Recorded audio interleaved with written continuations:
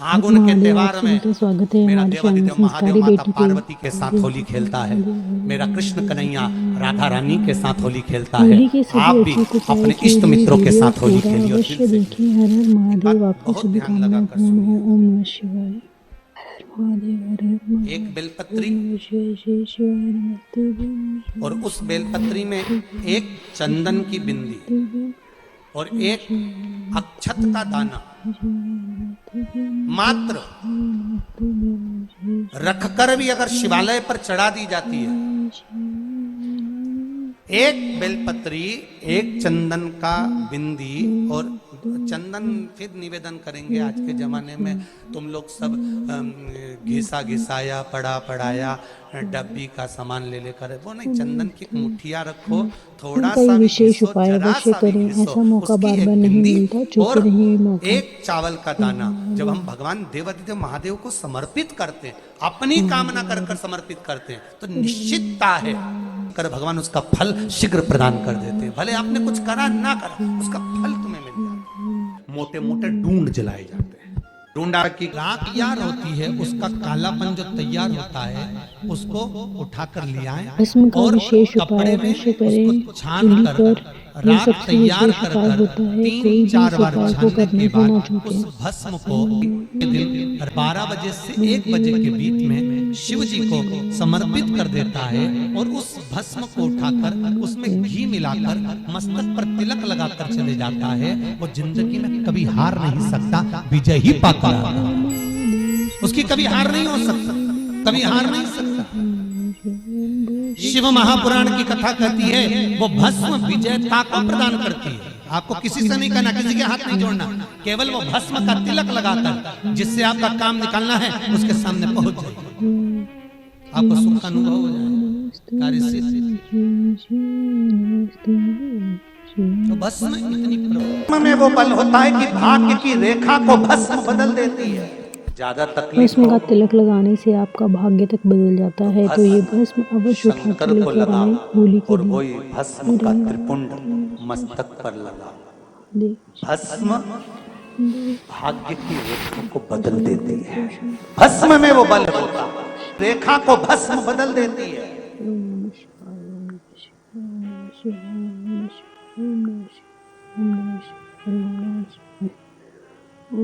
इसलिए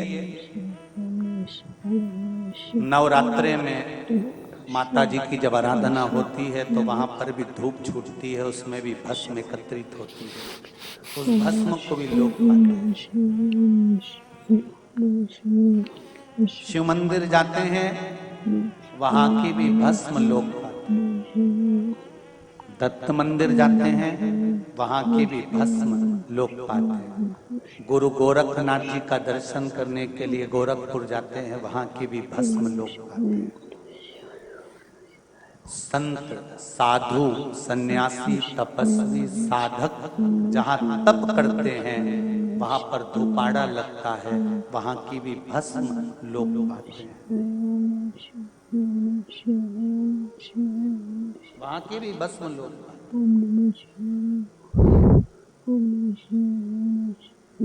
भस्म साधारण नहीं होती, कि भस्म कोई साधारण नहीं होती महाराज। भस्म कोई साधारण नहीं है। आप अगर शिव को भस्म समर्पित कर रहे हो और उस भस्म को आप धारण कर रहे हो, 2-10 तिलक आप लगा रहे हो, तो उसका कोई उसका सुख जरूर प्राप्त होगा, उसका आनंद जरूर प्राप्त होगा। जिस भस्म को आप धारण कर रहे हो, कि आप चाहते हैं कि कोई रोग हमको ना घेरे, आप चाहते हैं कि कोई रोग हमको ना घेरे, और आपको लग रहा है कि कोई रोग ऐसा है जो घेर रहा है, या कोई शरीर में ऐसा रोग उत्पन्न होने वाला है, या कोई बीमारी ऐसी उत्पन्न होने वाली, तो उसके लिए सबसे सुंदर तरीका कि शंकर जी पर अलोनी जो गोबरी होती है, गोबरी जानते हो, कंडा, अलोना कंडा, अलोनी गोबरी, मतलब गाय ने गोबर करा और वो सूख गया, उसको थापा नहीं गया, हाथ से कंडा नहीं बनाया गया, गोबरी नहीं बनाई गई, केवल गाय ने गोबर करा, वो सूख गया, और वो सूखा हुआ जो गोबर है उसको जलाकर जो भस्म तैयार करी है, उसको जलाकर जो हमने राख तैयार करी है, भस्म बनाई है, उस भस्म को जो तैयार करा गया है, वो भस्म शिव को जो हमने समर्पित करा, उस भस्म को सफेद वस्त्र में लिया और बाबा पर, शंकर जी का जो मंदिर आपके करीब में हो, शिव का जो धाम आपके पास में हो, वहां बाबा पर समर्पित करी। उसी भस्म को हम उठा कर लिए। और यदि आप भस्म नहीं चढ़ा सकते तो कभी विश्वनाथ जाएं तो वहां से भस्म लिया है, कभी उज्जैनी जाएं तो वहां से भस्म लिया है।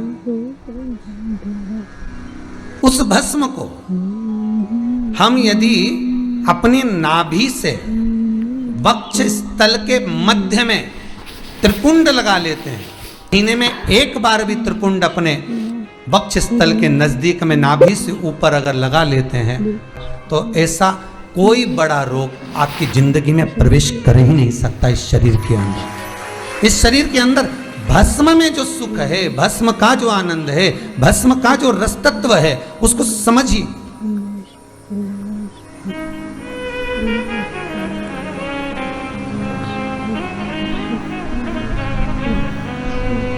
वो सहज और सरल नहीं है महाराज, वो भस्म का पूरी कहानी गलत बताई।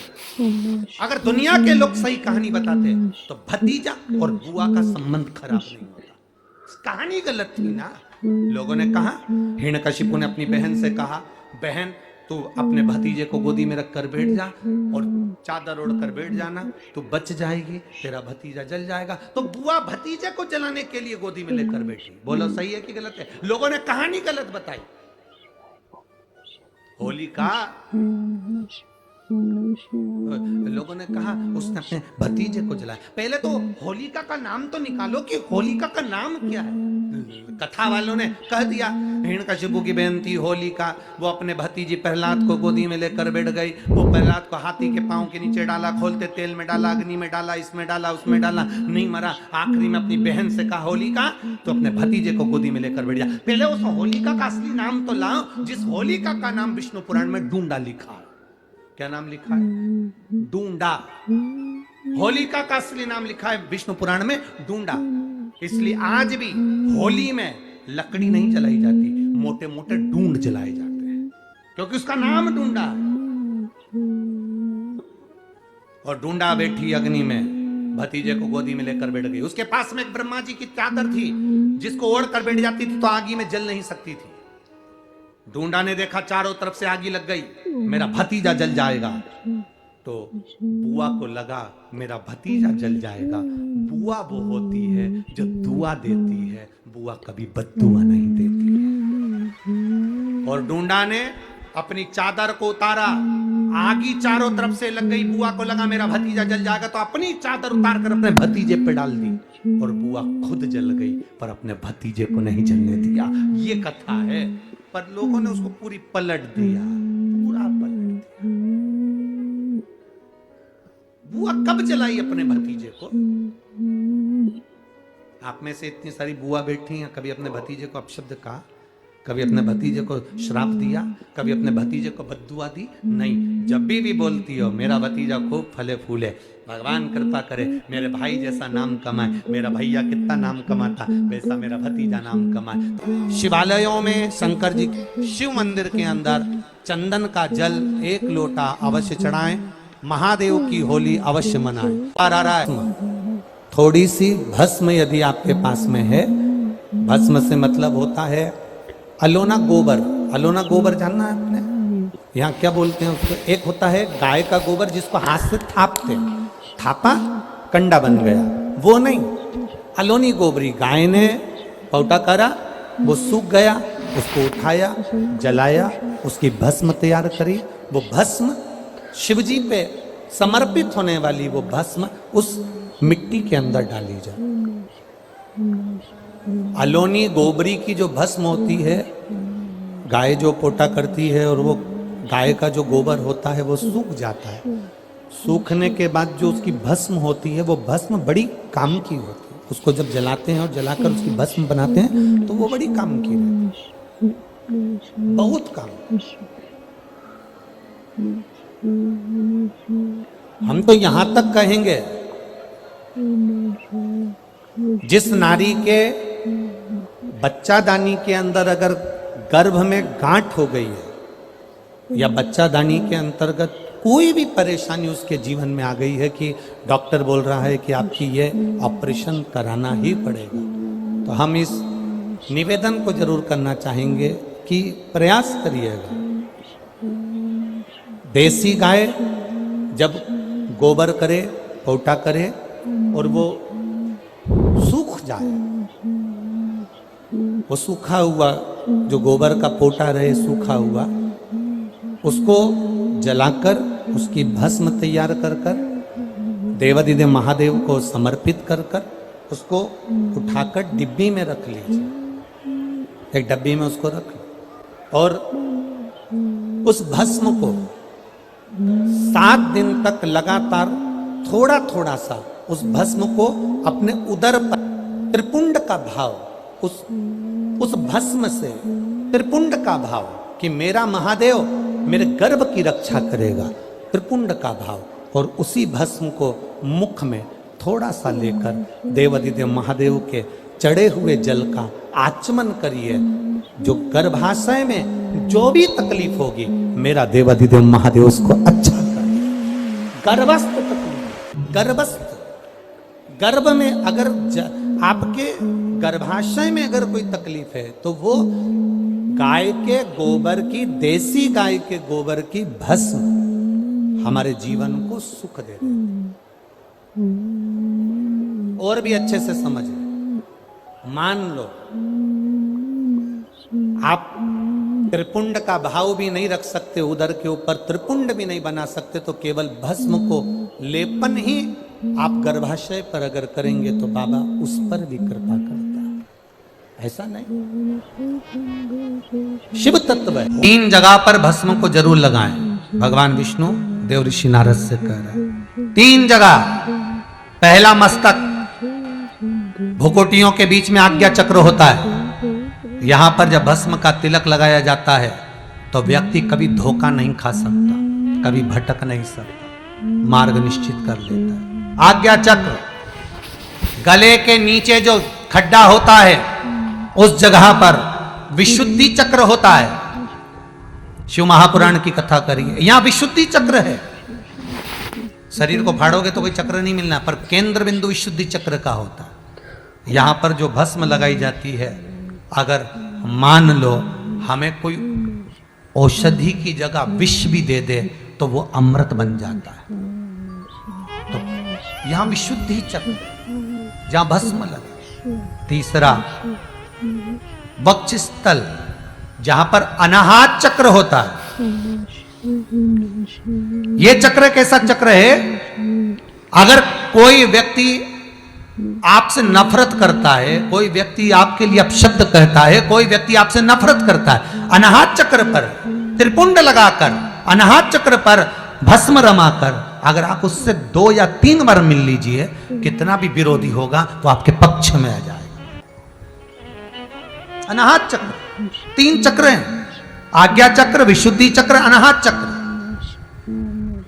और ये 3 चक्र पर लगी हुई भस्म जीवन का सुख दे जाए, जीवन का। एक चीज और ध्यान करिए महाराज, जिस लड़का और लड़की का विवाह नहीं होता, मंगल हो गया, शनि हो गया, राहु केतु हो गया, या विवाह नहीं हो रहा है, उसके लिए भी कहा जाता है कि कहीं से आप प्रयास करिएगा, कहीं से अगर मौका मिल जाए, कहीं से आपको किसी रूप में अगर चांदी का पत्रा मिल जाए, चांदी का थोड़ा सा पत्रा, कोई वो कहते हमारे यहाँ बर्क कह देते, पर असली चांदी की बर्क चाहिए। आजकल तो भगवान पे भी जो बर्क लगाई जाती है वो भी नकली है।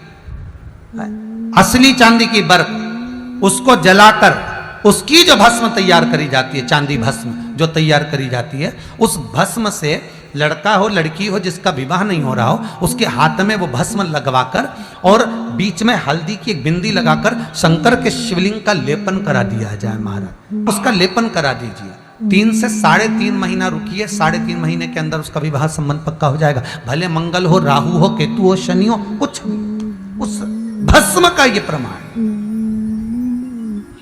कई लोग भस्म को भभूति भी कहते हैं, वो भभूति अलग हो गई।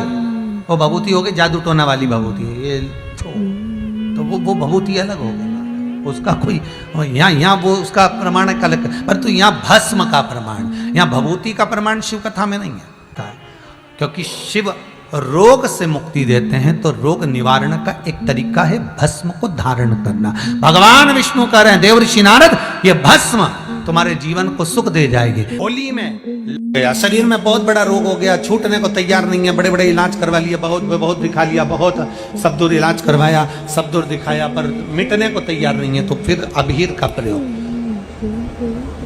एक चावल का दाना, एक श्वेत पुष्प और अबीर भगवान शंकर को समर्पित कर, धीरे धीरे धीरे धीरे शरीर का रोग अपने आप समाप्त होना प्रारंभ हो जाए। रात्रि को होली जलेगी, को खेली जाएगी। 5 मंदिर में हम भी कैसरिया जल चढ़ाने के लिए बाबा को जाते हैं। महादेव की होली सीहोर में मनाते हैं, वो 15 मार्च की रहेगी। सीहोर में महादेव की होली होती है, आप लोग आए हो कभी? जैसे तुम्हारे ब्रज में होली होती है, ऐसे हमारे सीहोर में जिस दिन होली जलती है उसके दूसरे दिन नहीं, होली जल के दूसरे दिन तो द्रोणी होती है, उसके दूसरे मतलब जैसे आज होली जली है तो कल हमारे यहाँ महादेव की होली नहीं होगी, परसों ऐसा होता है। मतलब एक दिन बीच में छूटता है, क्योंकि उस दिन तो लोगों को सबके अपने अपने परिचितों के यहाँ जाना पड़ता है, कहीं कोई गमी में जा रहा है, कोई होली खेलने जा रहा है, कोई कुछ करने जा रहा है, तो उसके अगले दिन हमारे यहाँ महादेव की होली होगी।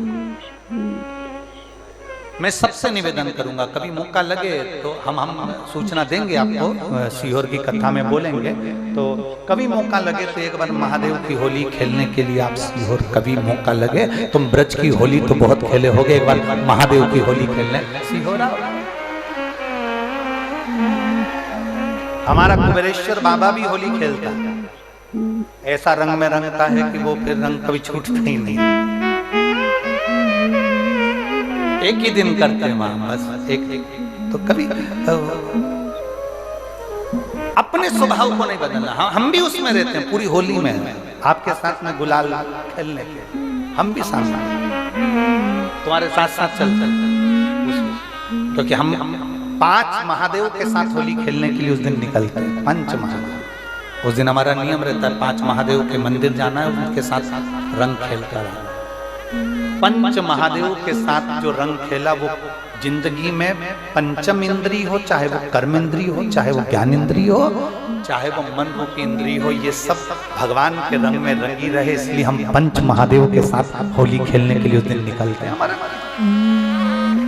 कभी आपको मौका लगे तो आप अंदाजा लगाना, जो सीहोर के आसपास के हो या आसपास रहते हो, और छुट्टी मिल जाए तुम्हें होली के समय पर, तो उस समय पर स्मरण करना, जिस दिन होली जलती है उस दिन नहीं, उसके दूसरे दिन भी नहीं, उसके तीसरे दिन शिव तत्व। सुबह हम जल्दी उस समय 9 बजे होली खेलने के लिए बाबा के साथ निकल गए। शिव तत्व, अहम से, अहंकार से दूर हो जाओ। दिवाली तुमको थोड़ा सा अभिमान सिखा सकती है, रक्षाबंधन तुमको थोड़ा सा अभिमान सिखा सकती है, मकर संक्रांति तुमको थोड़ा सा अभिमान सिखा सकती है। कई माताएं मकर संक्रांति पर सामान बांटती है, कोई कहेगी मैंने चलनी बांटी, कोई कहे मैं बाल्टी बांटी, कोई कहे मैं डब्बा बांटी, मैंने तो ये बांटा, मैंने तो, थोड़ा सा अहंकार सिखा सकती है मकर संक्रांति भी। रक्षाबंधन भी तुमको अहंकार सिखा सकती है, मैंने तो देखो चांदी की राखी बांधी, मैंने सोने की राखी बांधी, मेरे बहन ने साड़ी दी, मेरे भाई ने ये दिया, मेरे भाई ने, वो भी अहंकार सिखा सकती है। दीपावली भी अहंकार सिखा सकती है कि मेरे पर्दे इतने के लगाए, सोफा सेट इतने का लिया, बेडशीट इतने के लिए, मैंने घर में रंगोली ऐसी डाली, मैंने गुजिया पपड़िया ऐसा बनाया, वो भी अहंकार सिखा सकती है। सारे त्योहार अभिमान सिखा सकते हैं, केवल एक होली ऐसी होती है जो अहंकार से विहीन सिखा सकती है। मालूम नहीं पड़ता व्यक्ति की शान क्या, सत्ता क्या, शोहरत क्या, कौन हो तुम, वो रंग में डूबे हुए हो। बस शिव तत्व वही कहता है, इस महादेव के रंग में एक बार अगर डूब गए तो फिर तुम उस रंग में रंगने के बाद दूसरा रंग तुम पर चढ़ता नहीं है। निवेदन है, अगर किसी को कलर लगा रहे हो, रंग लगा रहे हो, या किसी को रंग में डुबो रहे हो, या किसी को रंग लगा रहे हो, हम जिसको रंग लगा रहे हैं इतना विचार जरूर करना कि इसके साथ जिंदगी में हम कभी अपना रंग बदलेंगे नहीं, इसको और गहरा करते चले। कलर लगाओ, खूब लगाओ, गुलाल लगाओ, खूब लगाओ, पर जिसको रंग लगा रहे हो उसमें एक प्रेम का रंग भी जोड़ो कि हम आखिरी तक ये रंग ना बदले, ये रंग ना बदले। समय बदलता रहेगा, जीवन बदलता रहेगा, पर आज के मनुष्य भी अपना रंग बदल का त्योहार आ रहा है। उस फागुन के त्योहार में मेरा देवाधिदेव महादेव माता पार्वती के साथ होली खेलता है, मेरा कृष्ण कन्हैया राधा रानी के साथ होली खेलता है। आप भी अपने इष्ट मित्रों के साथ होली खेलिए और दिल से खेलिए। अरे सीहोर में, सीहोर जिले में एक होली होती थी, उस होली का नाम हमने पिछली बार बदल दिया था। कौन सी होली कर दी थी? महादेव की होली। पिछली बार हमारे सीहोर जिले में हमेशा होती आई थी वो होली, थोड़ा उसका नाम हमने चेंज कर दिया था, तो उसको महादेव की होली कर दिया था। मेरे सीहोर जिले के रहने वाले सभी रहवासियों से, जिले भर के निवासियों से निवेदन करना चाहूंगा, वो पुरानी होली को बंद कर महादेव की होली नाम दिया गया है। शिव मंदिर में जाना है, चंदन का जल शिव जी को 1 लोटा चढ़ाना। एक बात अपनी जिंदगी में उतार कर रखो, शंकर भगवान को घी का दिया भी लगाओ तो तुम्हारे घर में जो असली घी हो, थोड़ा सा भले 1 पत्ती लगाओ, भले इतनी सी बत्ती जलाओ, पर असली घी की जलाओ। शिव जी को अगर चंदन भी लगा रहे हो तो असली लगाओ। शंकर भगवान को चावल भी चढ़ा रहे हो तो असली चढ़ाओ। शंकर भगवान को अगर अष्टगंध भी चढ़ा रहे हो तो असली चढ़ाओ। केमिकल का कोई चीज मेरे महादेव को मत चढ़ाओ जिससे भगवान शिव की मूर्ति नष्ट हो। ऐसी कोई चीज मेरे महादेव को ना चढ़ाओ। अगर शंकर भगवान के साथ आप होली खेल रहे हो तो चंदन का पानी शंकर भगवान को चढ़ाइए, अष्टगंध का जल भगवान शिव को चढ़ाइए। करो तैयारी, आ रहा है त्रिपुंड धारी महादेव की होली। बड़े आनंद के साथ मेरा निवेदन, अपने शिवालयों में, शंकर जी के मंदिरों में, सीहोर जिले के प्रत्येक शिव मंदिर के अंदर चंदन का जल 1 लोटा अवश्य चढ़ाएं, महादेव की होली अवश्य मनाएं। और भाव के साथ 5 मंदिर हम भी जाएंगे, कोई जुलूस नहीं, कोई क्रम नहीं, बस बाबा को आराम से जल चढ़ाना ही एक नियम है और बाबा को जल चढ़ाएंगे। आप सब बड़े आनंद के साथ महादेव की होली का स्मरण करिए। महादेव की होली के दिन अष्टगंध चढ़ता है, चंदन चढ़ता है, अबीर चढ़ता है, गुलाल चढ़ता है, पर शिव पर रोली कुंकू नहीं चढ़ता। पर लिंगाष्टक के अंतर्गत कुमकुम चंदन लेपित लिंगम, या स्पष्ट किया कि कुंकू चंदन। तो महाराज जी फिर ये चरित्र का वर्णन, कुंकू तो यहाँ लिखा है कि कंकु चढ़े, तो बहुत ध्यान देना महाराज। शंकर भगवान के शिवलिंग पर आपको फिर निवेदन करूंगा, भगवान शंकर का ये शिवलिंग है, ठीक है, ध्यान ध्यान। ये माता पार्वती का स्थान, बीच में सुख सुंदरी, राइट लेफ्ट भगवान के पुत्र, ऊपर 5 कन्या। पूरे शिवलिंग पर आप सब कुछ समर्पित करो, पर कुंकू जब भी शंकर को चढ़ाओगे तो जो पार्वती का स्थान है वहीं पर आप चढ़ाएंगे, पार्वती का स्थान। क्योंकि माता जगज्जननी जगदम्बा माता पार्वती ने शंकर से जो मांगा है, आपके शरीर पर रक्तांबर ना देना, ठीक है, आपके शरीर पर रक्तांबर ना महाराज। क्योंकि कोई भी पत्नी अपने पति को कभी रक्त में सना हुआ नहीं देखना चाहिए। एक लाल चंदन होता है, एक पीला चंदन होता है, 2 तरह का चंदन होता है। जैसे अगर हफ्ते में 1 बार, कितने समय में, जम के बोलो जरा, हफ्ते में एक बार प्रयास करा करो कि लाल चंदन का पानी हम शिव जी को समर्पित करें। और लाल चंदन का पानी अगर शंकर जी को समर्पित कर रहे हो तो शिव मंदिर में चढ़ाने के बाद में थोड़ा सा पानी बचा हुआ किसी बेलपत्री के वृक्ष के नीचे समर्पित करो। किसी भी बेलपत्र के वृक्ष के नीचे लाल चंदन का पानी थोड़ा समर्पित करें। जैसे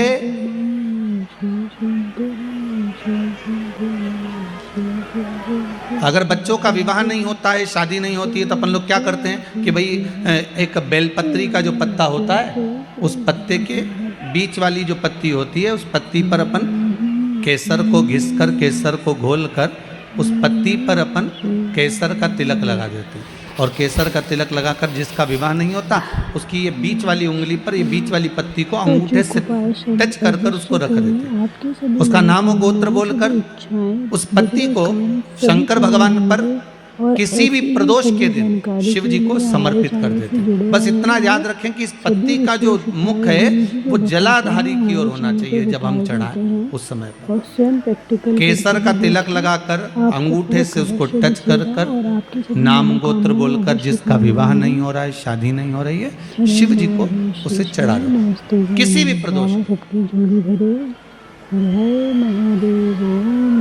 और किसी भी शिव मंदिर में आप उसको समर्पित कर सकते। और वीडियो को लाइक करना, किसी भी प्रदोष को किसी भी शिव मंदिर में आप समर्पित कर दीजिए। बाबा से निवेदन करिएगा, बाबा स्वीकार करेगा और विश्वास है कि 3 महीने में बाबा उसका विवाह पक्का कर ही देगा। ये पक्का है। शिव स्मरण करना। भगवान देवाधिदेव महादेव की कथा कह रही है, शंकर का चरित्र कह रहा है, मेरे शिव का अनुमोदन कर रहा है कि शिव महापुराण विश्वास को जागृत करती है।